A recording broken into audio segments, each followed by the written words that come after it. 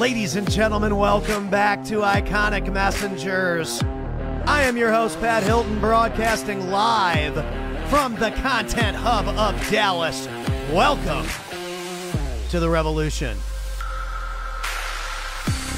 Ladies and gentlemen, if you've got big goals, big dreams, big aspirations, then you need to start making a large amount of noise, or nobody's ever going to know what you want.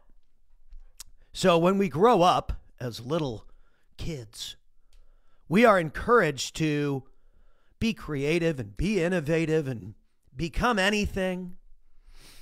I wrote about this in my book, and it's like, dude, the whole world is your creative landscape, and you can paint your life how you want it to be painted and be the artistic imagination and innovation of your dreams, whatever. You know, people tell you to go after everything. And then you start getting older and people are like, oh, well, don't say this, don't say that, be quiet, sit down, listen, quit daydreaming. And I think that breaks some people. When in reality, if you want anything to work, you got to make noise.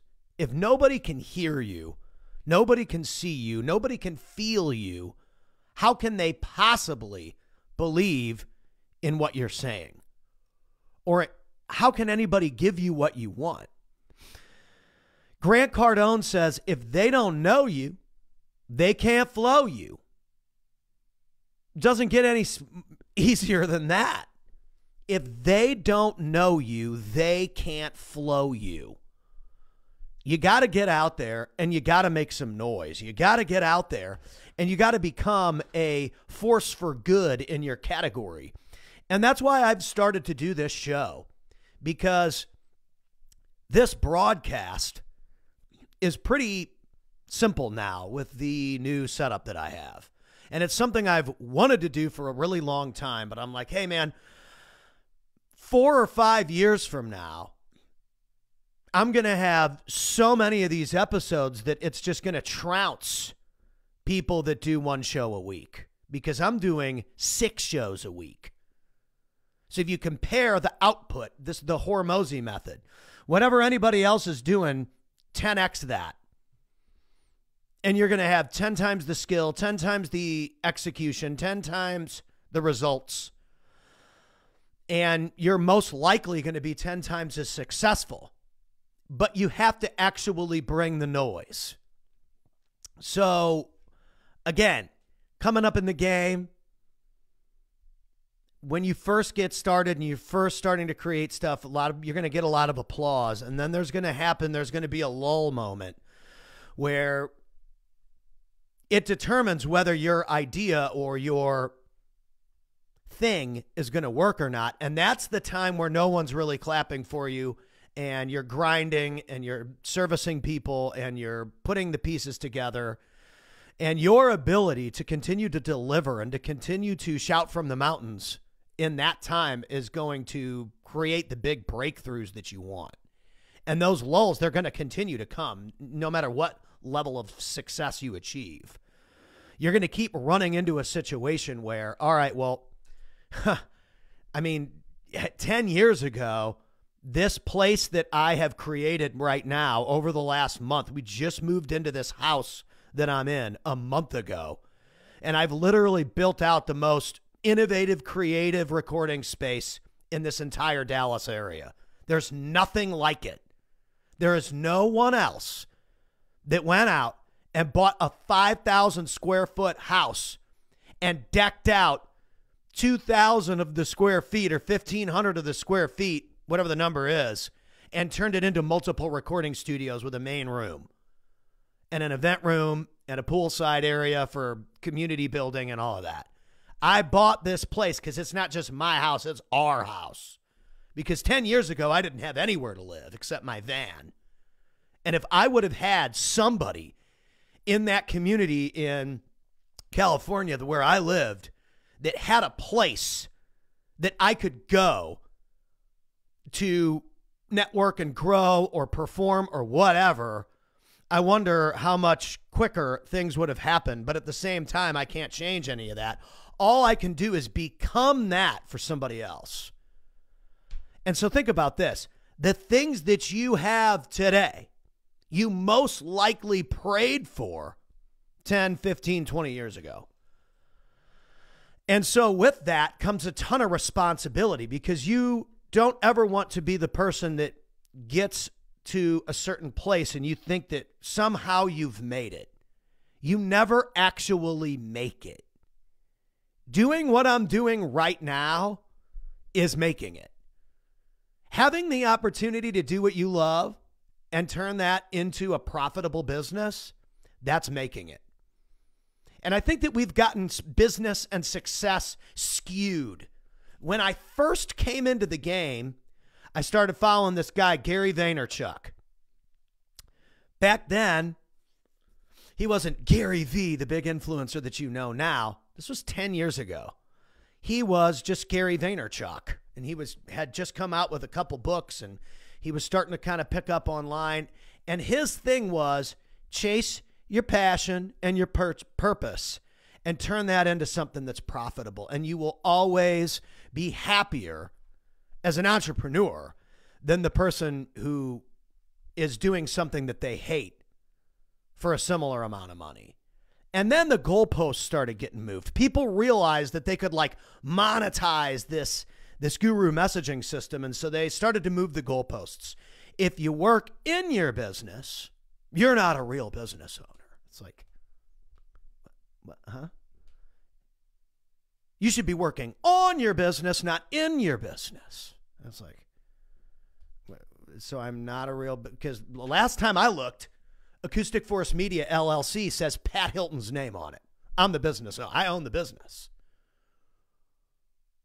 But when the goalposts start to get moved, what that does is it creates this carrot race, chasing the carrot, where you're constantly chasing the carrot to what? To make who happy? Some guy that you've never met on the internet that gives you the rules for business. All of a sudden, this random guy no one's ever heard of has now created the rules for business and success for you. Don't allow that to happen.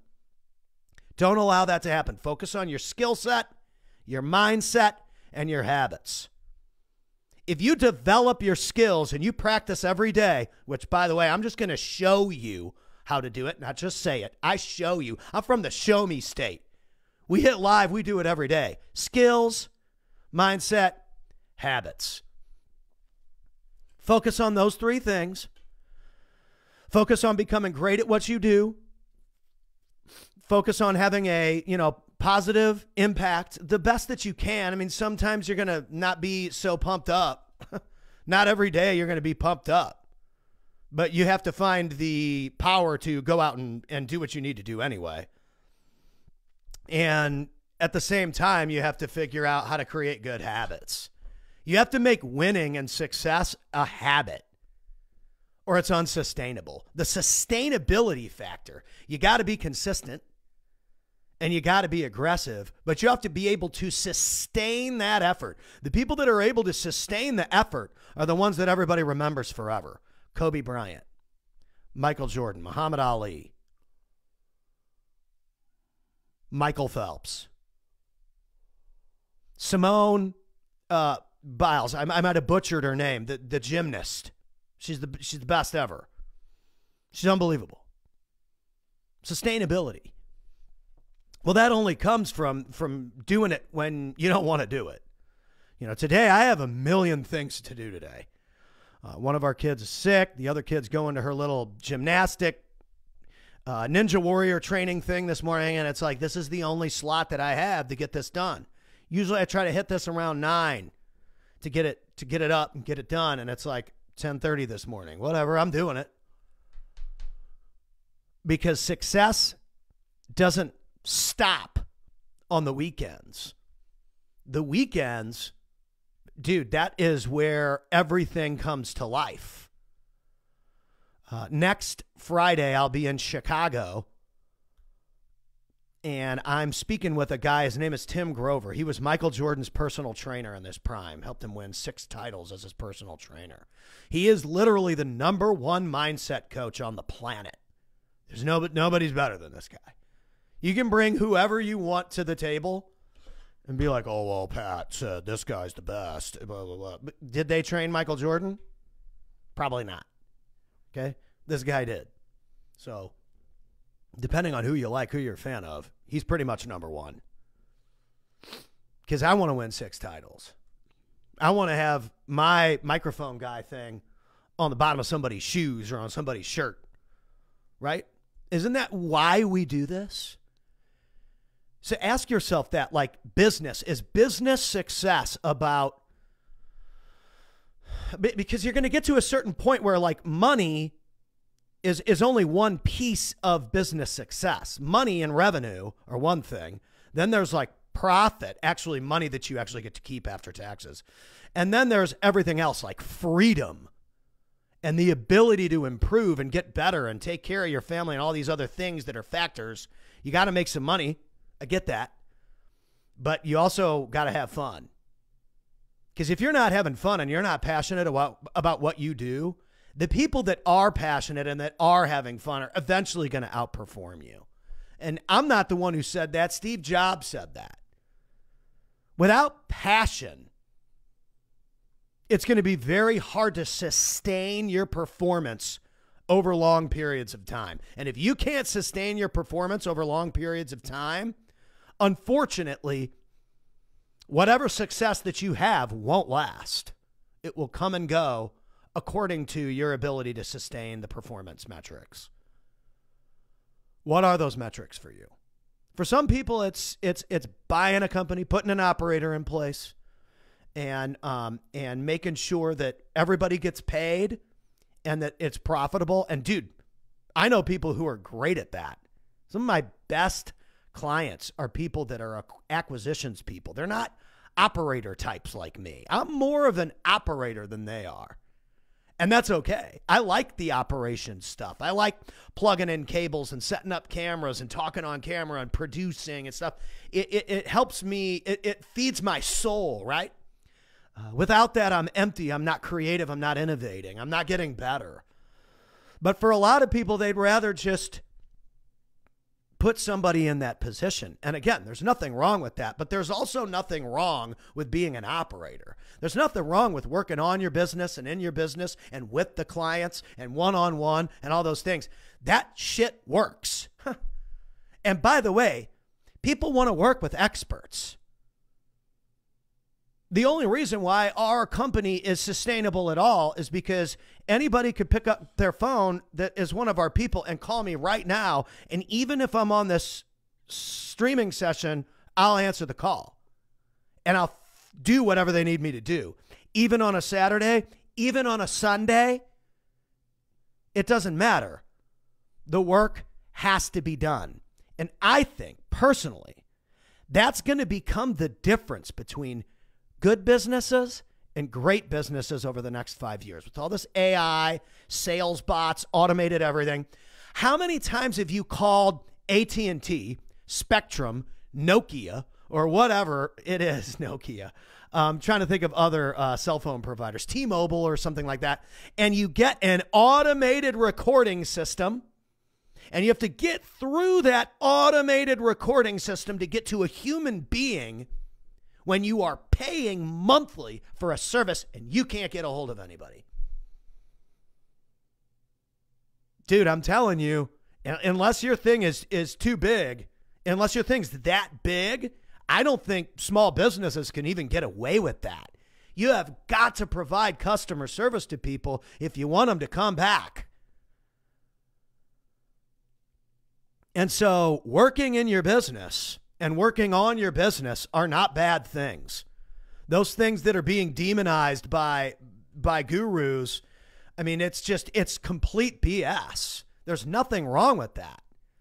There's also nothing wrong with only working on the business and having operators in place and managers in place. I think that's a great place. If you can get to that place, that's great. Don't beat yourself up for being an operator and getting great at the operations so that you can hand that off to somebody and scale. If you don't know how to do it really, really, really well, how are you going to teach anybody else to do it anyway? Are you really an expert if you can't even do the tasks that you're handing off to somebody? I had a friend of mine, Tim Harridge, in the studio yesterday, and we were rifling off topics. And one of the things he mentioned, I've 17 startups under my belt over the last, 25 years as an entrepreneur. And I was like, whoa, it was just part of his brain scripting into the video.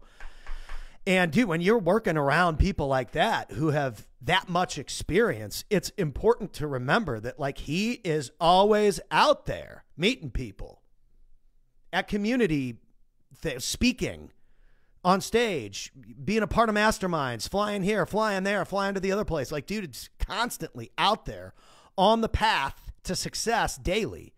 He's not just sitting around on a laptop working on his business by the pool. We got a pool at this new house, and rarely are you going to even see me out there. I mean, it's awesome. I like it. The kids are out there right now, but your dad's got to work in the business, on the business, for the business, with the business. That's how it works.